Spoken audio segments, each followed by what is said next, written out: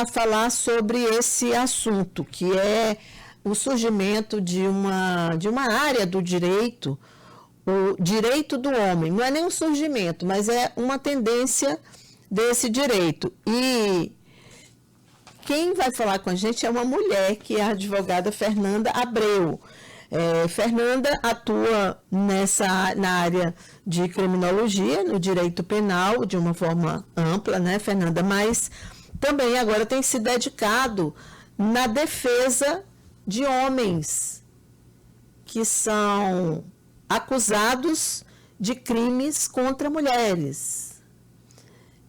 Fernanda, eu estou com vontade, mas não vou perguntar, porque eu sei que os advogados não devem observar esse tipo de coisa. Às vezes eu vejo você perguntando para um advogado, mas você defendeu fulano e agora está defendendo cicrano. Os advogados, eles não têm que escolher, assim, quem eles vão defender pelo fato de serem pessoas, às vezes, antagônicas. Mas eu confesso a você que eu fico muito curiosa como uma mulher consegue defender um homem acusado de violência sexual, por exemplo. Mas não vou lhe perguntar isso, não, porque eu sei que é esse o seu trabalho, é a sua missão. Mas me explica, então, o que é esse silenciamento masculino diante das falsas acusações. Porque eu acabei de ler aquele dado ali, estarrecedor, de cada 10 agressões ocorridas no Brasil, 9 são com testemunhas. Então, como os homens podem ser silenciados ou acusados falsamente se esse dado é tão estarrecedor? Sobra um, né, em cada 10, sem testemunha. Bom dia, Cíntia. Bom dia a todos. Inicialmente, foi importante a Cíntia citar esse dado, porque a defesa hoje criminal de homens que são acusados, seja de violência doméstica ou de crimes sexuais, não visa invalidar a realidade que nós vivemos. Sabemos que nós vivemos uma realidade onde mulheres são vítimas de violência doméstica, são vítimas de violência e de crimes sexuais a todo momento. Entretanto, a justiça ela não é preto e branco, ela não é somente A e B. Existe uma terceira via de pessoas que são acusadas injustamente. Como nós conversamos aqui nos bastidores, assim, de modo breve, não adentramos profundamente nesse assunto, existe uma falha no judiciário que muitas vezes é aproveitada por algumas mulheres que não agem de má fé. Porque nós estamos colocando isso como um caso que antes era exceção e hoje está virando, não uma regra, mas o número de casos tem aumentado. Talvez por isso que hoje seja uma necessidade dentro do direito criminal nós termos especialistas na defesa de homens. O que tem aumentado? Você falou, o número de casos tem aumentado. O número de casos que necessitam de uma defesa especializada tem aumentado à medida que o mau uso da Maria da Penha tem se banalizado, ou seja, hoje uma mulher ela pode estar chateada, ela pode querer se vingar de um homem de alguma forma, ela se dirige a uma delegacia de polícia, delegacia especializada na defesa da mulher, e registra um boletim de ocorrência dizendo que foi vítima de violência doméstica. Após isso, é deferido de imediato uma medida protetiva. Depois do deferimento da medida protetiva, já se tem a ação penal. Então, não importa se é verdade ou se é mentira, mas com base naquela denúncia, já se tem um processo penal instaurado, claro que para salvaguardar a integridade física dessa mulher. Entretanto, como eu tinha lhe dito anteriormente, muitas mulheres se utilizam dessa facilidade que hoje é um direito, uma conquista nossa. Eu digo isso porque me incluo como mulher, sei que isso é passível de acontecer com qualquer mulher, sob qualquer circunstância, mas nós temos notado esse aumento do mau uso das medidas protetivas. Então, hoje é muito fácil de você conseguir uma medida protetiva. Claro que uma medida protetiva ela não é suficiente para garantir que aquela mulher não vai ter nenhum risco de vida. É muito importante a gente mencionar isso, mas também trazer luz para a sociedade sobre esses homens que são silenciados. Por que são silenciados? Historicamente, se um homem é acusado, se uma mulher diz que um homem a estuprou ou se um homem cometeu uma violência doméstica, então, para a sociedade, para a maioria das pessoas, não existe uma presunção de inocência, não existe uma outra versão da história, é aquela versão, é aquela verdade incontestável. Então, existe esse terceiro grupo de pessoas, né, que seriam os homens que são acusados injustamente.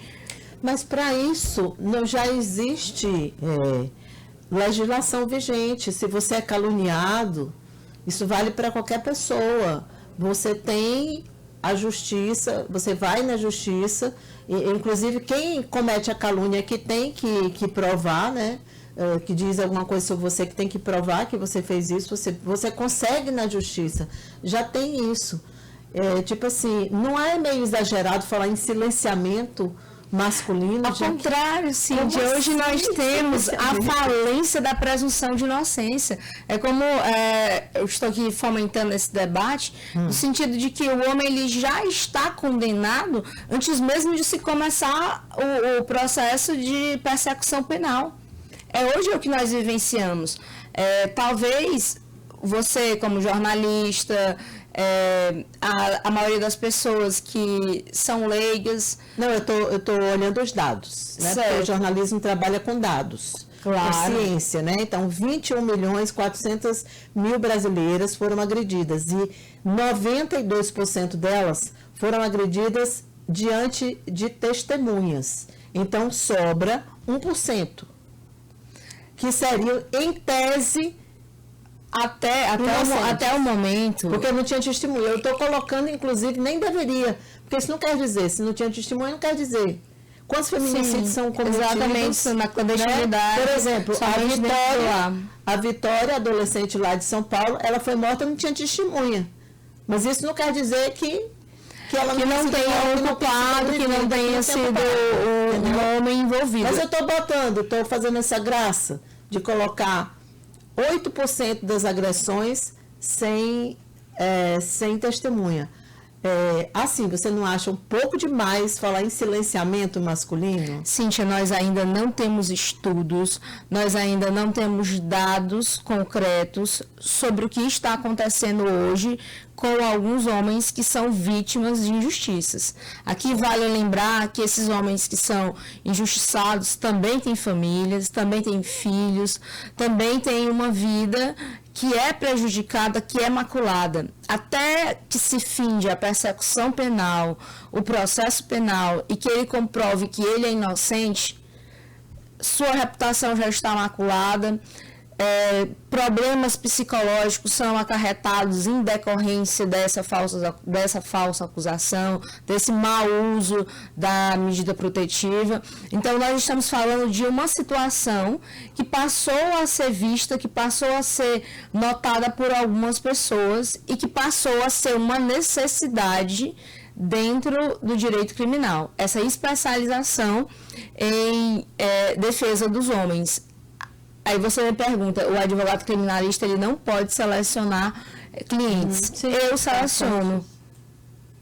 Quando você percebe as provas que ali estão postas para você, quando você investiga a fundo a situação. Hoje nós temos na advocacia o provimento 188, que nos permite fazer uma investigação, permite ao advogado fazer uma investigação dentro do processo, ainda em fase de inquérito policial. Então, ali, reunindo provas e elementos probatórios, eu vou saber me convencer se aquele homem é culpado ou não. Entendi. Se aquele homem está sendo vítima de uma injustiça ou não. Entendi. Então você só defende se você tiver certeza que o homem é inocente. Eu defendo homens inocentes, homens que são injustiçados, e por isso que eu estou aqui lhe afirmando que não é um dado mínimo, que não é um número que é irrelevante, que é algo que... Aqui também em Teresina isso tem acontecido? Muito. Aqui em Teresina tem acontecido com uma frequência absurda. Assim, eu sei que é óbvio, né? Eu nem pediria isso para você, porque respeito o seu trabalho, para você falar de casos específicos, né? Não foi para isso que a gente chamou, mas eu nem sei quais são os casos que você defende. Mas você poderia citar, assim, uma situação, não é um caso, mas uma situação em que aconteceu algo assim, que você... Porque o que me incomoda é essa expressão, silenciamento masculino. É porque é tão... Como o silenciamento masculino, se o mundo é dominado, o mercado de trabalho é dominado por homens, o poder é dominado por homens...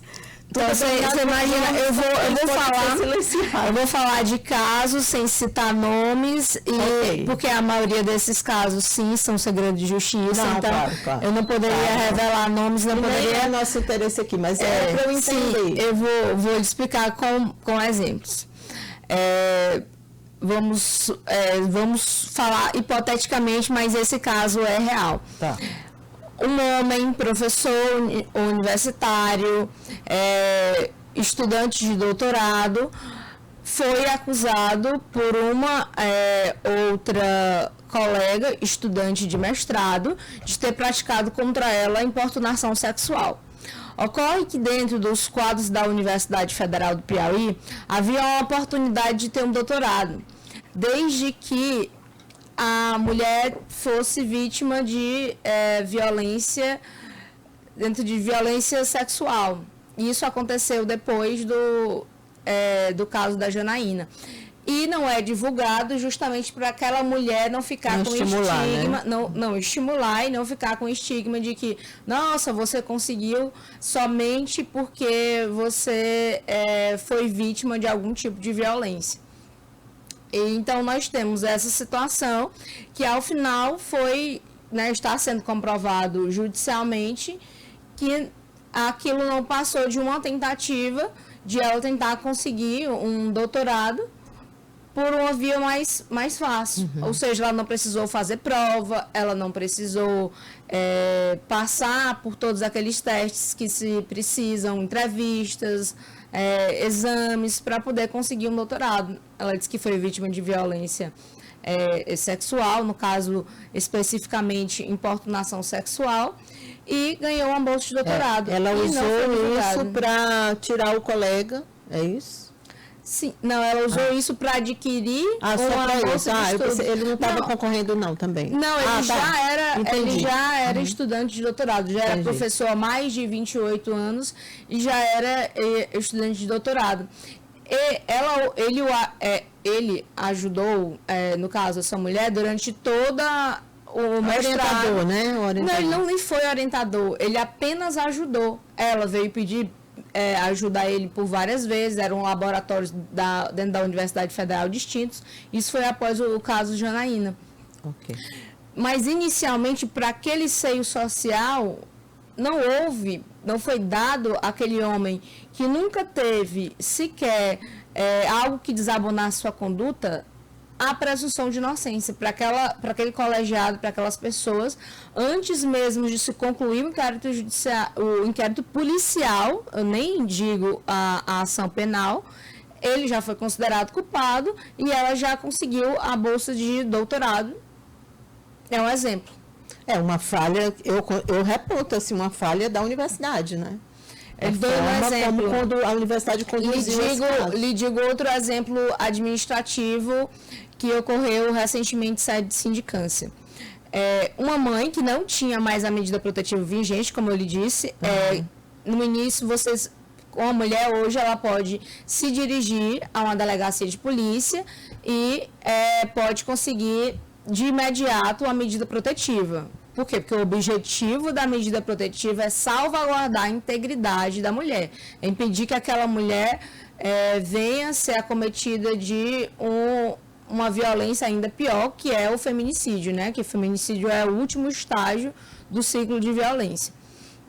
E nós tivemos esse caso que a medida protetiva foi arquivada porque foi comprovado que não houve qualquer tipo de violência, mas como essa mulher ocupa uma posição social de destaque, ela ligou para uma major, que é responsável pela Patrulha Maria da Penha, e disse: o meu ex-companheiro, pai dos meus filhos, está indevidamente na escola para buscar os filhos.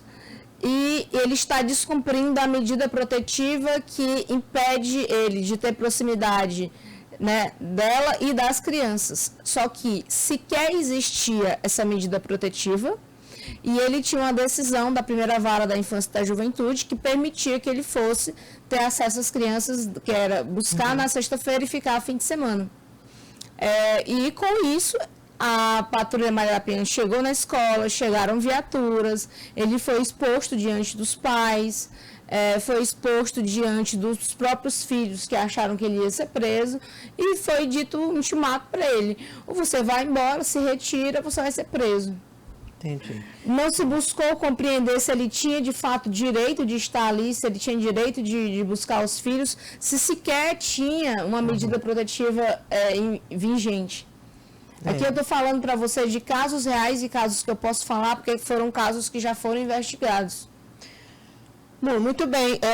Fernanda, eu queria te agradecer por explanar, né? Você citou aí 2 exemplos, mas assim, sempre lembrando que a justiça procura, às vezes, trata de forma desigual aqueles que são desiguais. Sim. No caso, as mulheres, né? Sim, mas eu acho que a gente teria muito tempo ainda aqui para conversar mais. Inclusive, eu tenho um caso aqui de um telespectador dizendo que é vítima de abuso moral e psicológico. Ele tem 2 irmãs, uma delas instiga violência verbal para se tornar vítima, e isso envolve uma disputa de curatela da mãe. E ele diz que vai na justiça pedir aí uma medida protetiva contra a irmã. Então é um caso que vale ressaltar falando. Que a Lei Maria da Penha / medida protetiva, ela é restritiva somente à mulher. Hoje nós temos esse desequilíbrio da balança do direito. Por isso que eu estou dizendo que nós temos, de fato, uma falha judicial que nós precisamos buscar sanar. Hoje, nós mulheres temos vários direitos. Ao homem, que bom, é uma conquista. Por isso que nós, mulheres, devemos lutar para que essas conquistas devam ser mantidas, mas que elas devam ser usadas de forma justa e por aquelas mulheres que realmente necessitam e que são de fato vítimas de violência. Mas, explicando a esse telespectador, a medida protetiva ela é exclusiva da mulher. O homem não tem direito à medida protetiva. Muito bem. E aí, uma outra telespectadora aqui, porque a gente realmente está com o tempo estourado, nosso entrevistado lá de Portugal já está posicionado, dizendo o seguinte: francamente, em uma sociedade patriarcal e machista em que vivemos, encontrar advogadas mulheres defendendo homens é surreal. Deixasse essa função para advogados homens. Você já falou sobre isso, eu também. Sim. Fernanda, muito obrigada.